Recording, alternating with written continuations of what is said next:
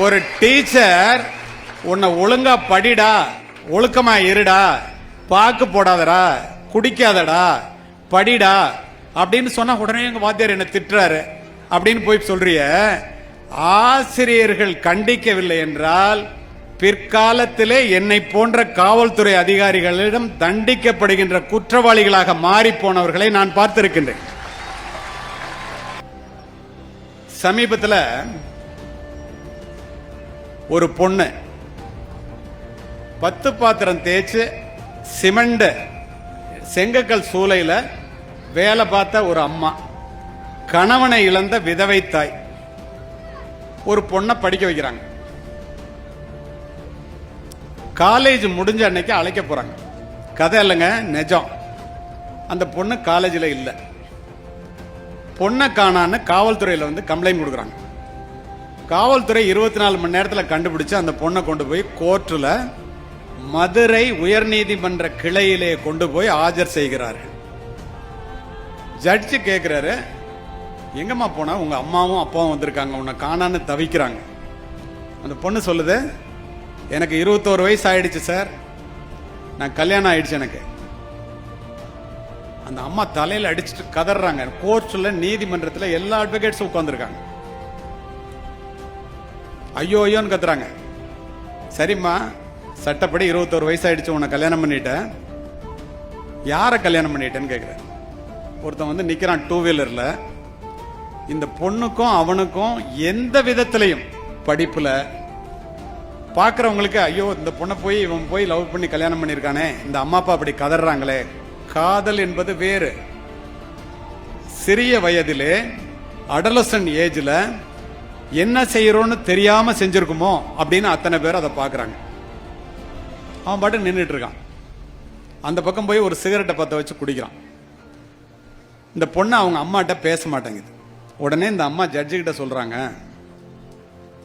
சரி உயிரா வளர்த்தாரு ஒத்த பொண்ணுன்னு செங்கல் சூளையிலேருந்து கீழே விழுந்து இடுப்பு முறிஞ்சு போச்சு, இதுக்காகவே உயிரை கையில பிடிச்சிட்டு இருக்காரு சார், அவரால் கல்யாணம் தான் பண்ணி வைக்க முடியல, அவங்க அப்பாட்ட பேச சொல்லுங்க அப்படி. அப்பதான் எல்லாரும் பாக்குறோம், செவுத்துல ஏணியை சாத்தி வச்ச மாதிரி ஒரு மனுஷன் அப்படி சாத்தி நிக்க வச்சிருக்காங்க அவங்க அப்பா. ஏழ்மையினுடைய ஒன்னு உதாரணம் சொல்லணும்னா அவர் தான் அப்படி நிக்கிறார் கோர்ட்ல வந்து. அப்பாட்ட பேசுமான்னு ஜட்ஜு சொல்றாரு. திரும்பியே பார்க்கல அந்த அப்பா பக்கம். போ அப்படின்ட்டாரு ஜட்ஜு. ஏன்னா சட்டம் வேற ஒன்றும் செய்ய முடியாது. அந்த அம்மாவும் அப்பாவும் கதறாங்க கோர்ட்ல. சாப்பிட்டீங்களா? நடந்ததை அப்படியே சொல்றேன். இந்த கிராமத்திலே, இந்த ஜலகண்டபுரம் கிராமத்திலே பெற்றோர்களை நீங்கள் எப்படி மதிப்பவர்களாக இருக்க வேண்டும் ஏன் என்பதற்காக இந்த பதிலை சொல்லுகின்றேன். உடனே இப்படின்னு கை காமிக்குது அந்த அம்மாவால. பேச முடியல. 3 நாள் ஆச்சுங்க. எப்படிமா ஊருக்கு போவீங்க? உடனே அந்த அப்பா சொல்றாரு, பிச்சை எடுப்போம் சார், இந்த மாதிரி பிள்ளைய பெற்றதுக்கு பிச்சை எடுப்போம் சார், வாழ்க்கை பூரா இந்த பொண்ணுக்காக உழைச்சேன் சார், இங்க பாருங்க சார் இடுப்பெலும்பே ஒடிஞ்சு போச்சு சார், இவளுக்காக ஃபீஸ் கட்டுறதுக்காக மேலே ஏறி வேலை பார்க்கும்போது கீழே விழுந்து. உடனே ஜட்ஜு பைக்குள்ள இருந்து, மனிதன் அல்லவா, மிகப்பெரிய மனிதர், மிக மனிதாபிமானமிக்க ஒரு ஜட்ஜு நான் பார்த்ததுல, 2 500 நோட்டு பைக்குள்ள இருந்துச்சு. அதை எடுத்து உதவியாளர்கிட்ட கொடுத்து இந்த பணத்தை கொண்டு போய் அந்த பொண்ணுகிட்ட, அந்த அம்மாட்ட கொடுங்க, சாப்பிட்டுட்டு போங்க, பிச்சை எல்லாம் எடுக்காதீங்க. கோர்ட்ல இருக்கிற அத்தனை பேரும் பைக்குள்ள கை விட்டு யாரு பையில எவ்வளவு பணம் இருந்துச்சோ எல்லாத்தையும் எடுத்து கொடுக்குறோம். 42,500 ரூபாய் சேர்ந்துருச்சு. அந்த அம்மா வாங்க மாட்டேங்க. பெரிய போராட்டமே நடக்குது. பிச்சை எடுக்க கூடாது, பசியோட போக கூடாது. இந்த கோர்ட்டுக்கு வந்துட்டு என்னால இதாம செய்ய முடியும், எல்லாரும் மனமோந்து கொடுத்துருக்காங்க, நீங்க வாங்கிக்கன்னு கையில கட்டாயப்படுத்தி ஒரு ஆட்டோ வர சொல்லி அனுப்பிச்சு விடுறேன். இது எதுக்கு இந்த இடத்துல சொல்றேன்? தாயிலிருந்து தான் தலைமுறை தொடங்குகிறது. ஒவ்வொரு தாயும் ஒரு வரலாறு. தலைமுறை மாற்றத்தை உருவாக்கக்கூடிய தகுதி படைத்தவள் இந்த உலகத்தில் தாய் மட்டுமே. மாதா வயிறறிய வாழா ஒரு நாளும் என்கிறார் வாரியார். மாதாவை ஒரு நாளும் மறக்க வேண்டாம் என்கிறது உலக நீதி. அன்னையும் பிதாவும் முன்னறி தெய்வம் என்கிறது கொன்றைவேந்தன்.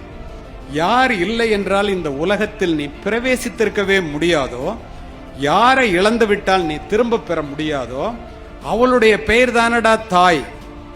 சொல்லுபவர் விவேகானந்தர். என்னுடைய நல்ல குணங்கள் எல்லாவற்றுக்கும் காரணம் என்னை ஈன்றெடுத்த தாயே என்று சொல்லுகிறவர் ஆபிரகாம் லிங்கன். 10 மாதம் உன்னை சுமந்து புரண்டு படுத்தால் கூட உனக்கு வலிக்குமே என்று சிந்தித்துப்பார்.